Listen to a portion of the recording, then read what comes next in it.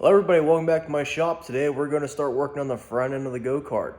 This is going to be really tough. I can just sense it right now. And also good news, new 4 eyes. So with that said, let's just get started.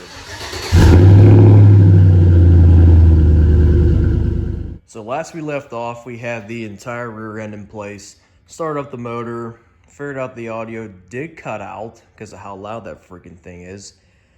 So today we're just going to take care of the front. Okay, I just ended up going from inner frame rail to inner frame rail, 24 and a half, and divided that by 2, and the center of the frame is 12 and a quarter. So thank God this has little measurements on it, little fractions. So 12 and a quarters right here. So let's take the rack and mount it. Alright, so we have our center mark at 12 and a quarter. Then I took the steering rack, laid the pinion, it comes out of the rack, onto this mark. Then I went so far out, kind of marked this section, you can't really see it. And then same thing on the other side, went and marked it out to where right before the tie rods bend. The reason why I'm doing it that way is so there's no bump steer in this system. If there's bump steer, and that's not going to be good. Let's just say that. But for the general most part, these 2 marks I made, that's where the frame rails or the frame horns are going to come out. How far they're going to come out? They're going to come out from the fish mouth that I got to make. That's going to be fun. Out so far to 14 inch. And right at 2 foot from the face of this pipe, a foot out is where the wheel is going to sit. So let me go off camera real quick. Let me make the fish mouths and kind of set these up to where they're going to go. And then we'll start setting up the rest of the front. Ever have one of these little metal slivers cut you? Yeah, these suck. But hey, for a successful fish mouth, just gotta make another one. 2 of these are done. And just want to show you guys what I'm actually doing.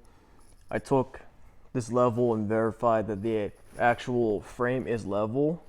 Wow, it's so, oh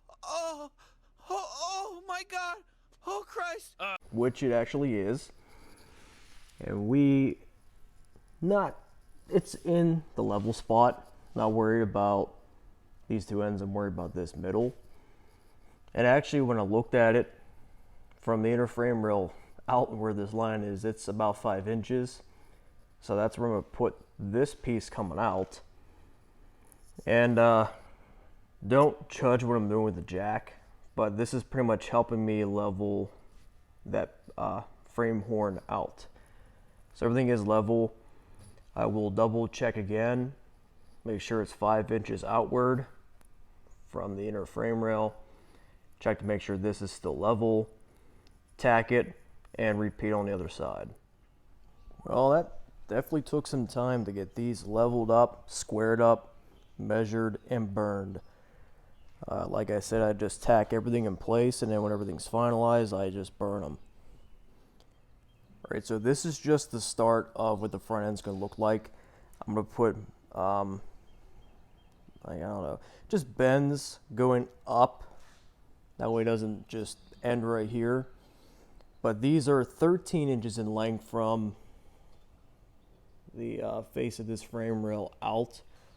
That's the reason why I did it, is if I find a bend, I'll put the bend on right here, giving me my 14.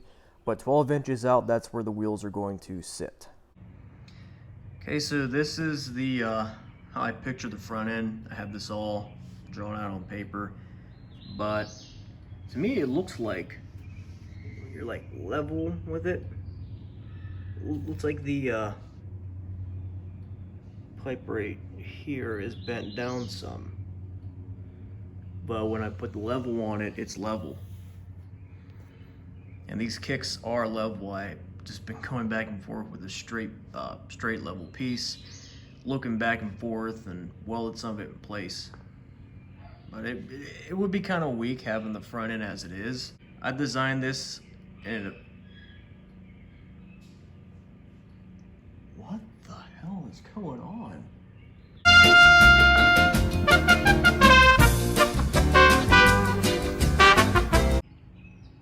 I had to cut away real quick because I heard just like something squealing. But there's one of the neighbors had one of their dogs out.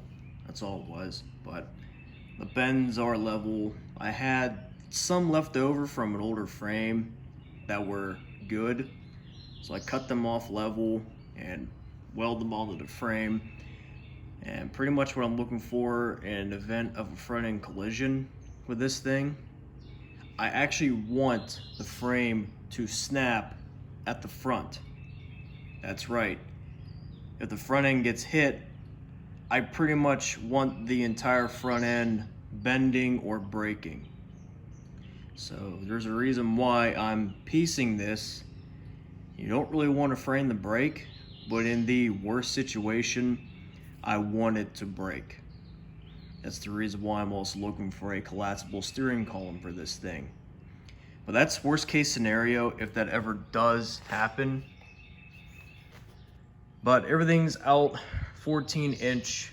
My bends are up so far, and I'm gonna leave the tops the way they are until I figure out what I'm gonna do with the top. So pretty much the top piece is going to intersect this, but I will be cutting this and channeling it that way a pipe can sit on it. But it's going to be out so far, come to here, and it's gonna level out with the frame. Is I'm gonna do 2 sets of rails, that way this frame is strong. It'll be a little heavy in the end, but the way I see it, if it's strong, it'll be okay. I also want to keep this thing low profile too. I don't want this thing to be low and like stand really tall. That's pretty much the idea.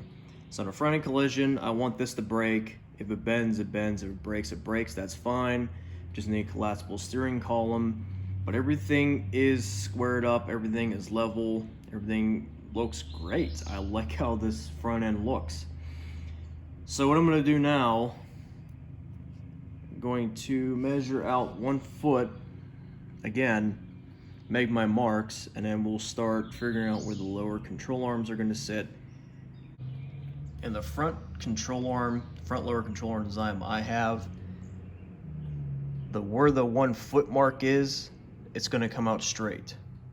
It's come out straight, and at that point, it's going to bend up back into the frame, making the mount for it.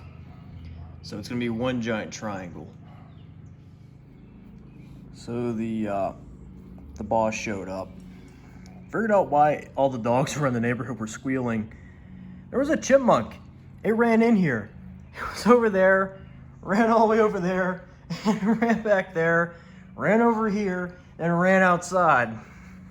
So that's what all the commotion was about. What do you think, bud? You're gonna chase me in this? Never gets done? Like you did with the other one? And the tractor? Is that what you're gonna do? That's what he's gonna do. So I've been away for, I think, about 2 hours, trying to figure out how am I going to make the lower control arm assembly.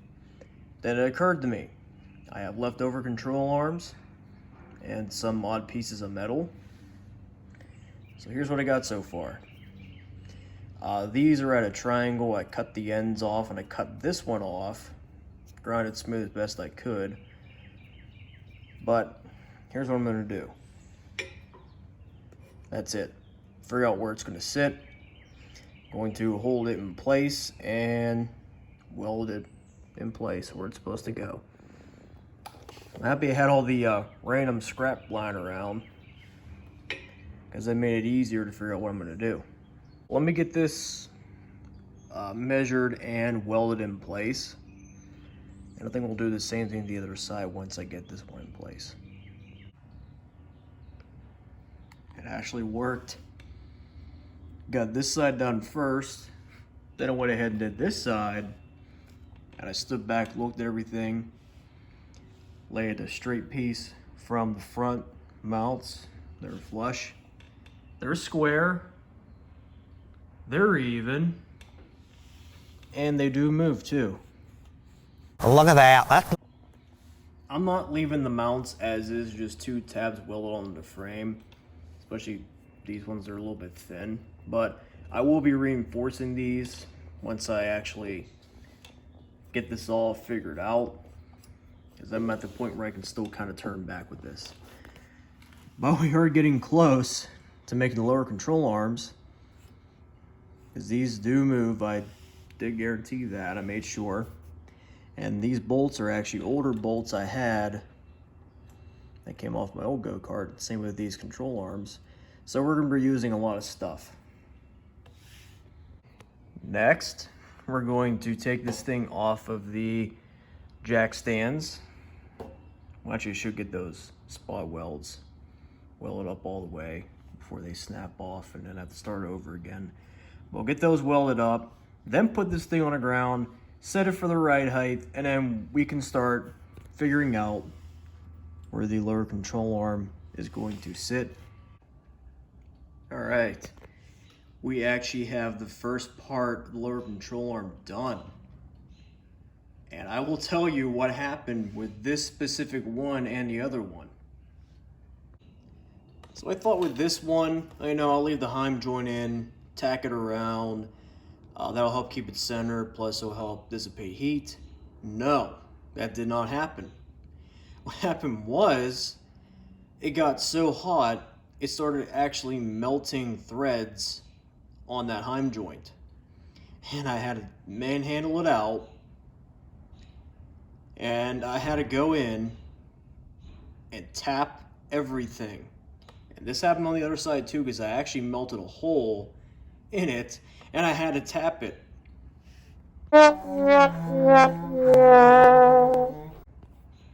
And also, I'm not really well at the Ray Charles Feet Welding 101.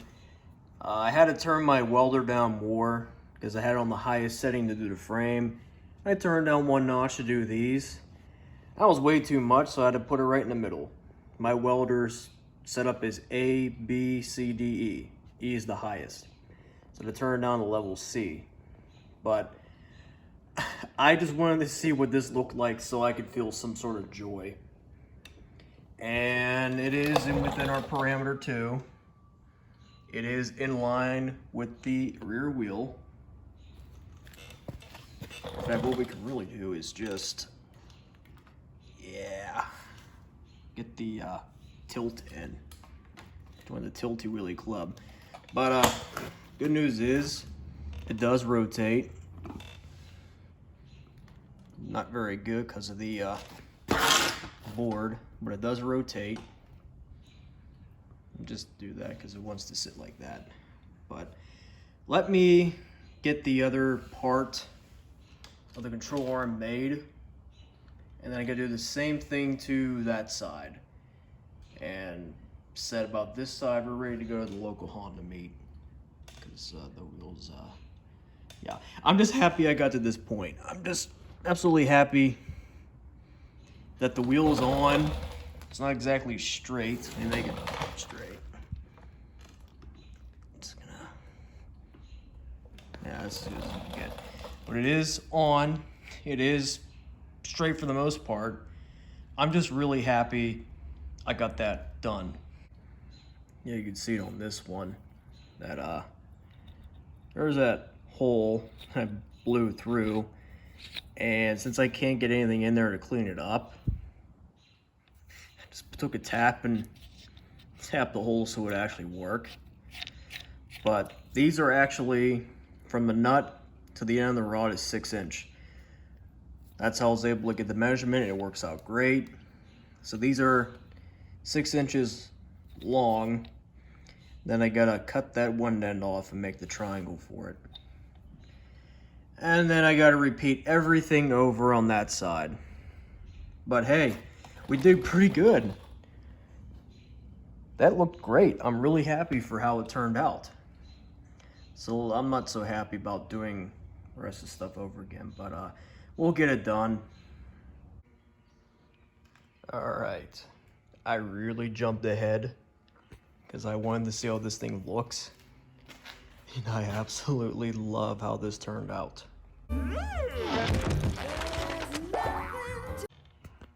One thing is for certain, I'm getting rid of that gold. It does not go with what I have.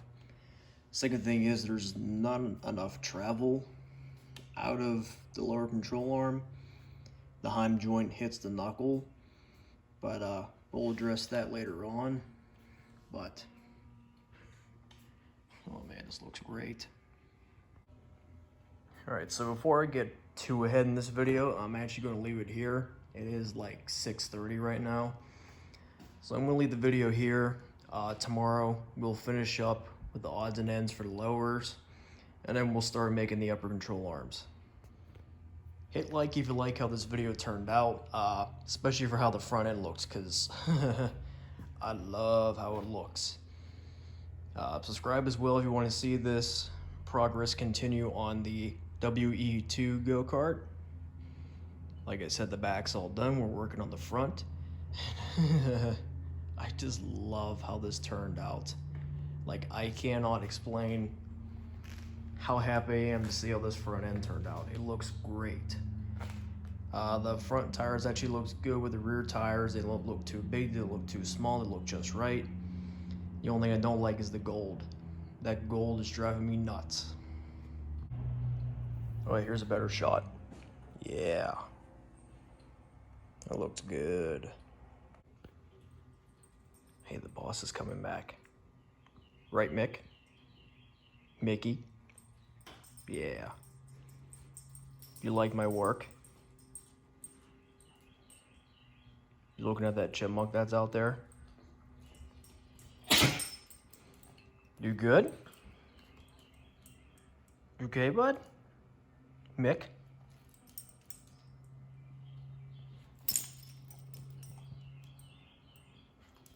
Oh yeah, he likes it. Or rather wants me to scratch him. One of the two.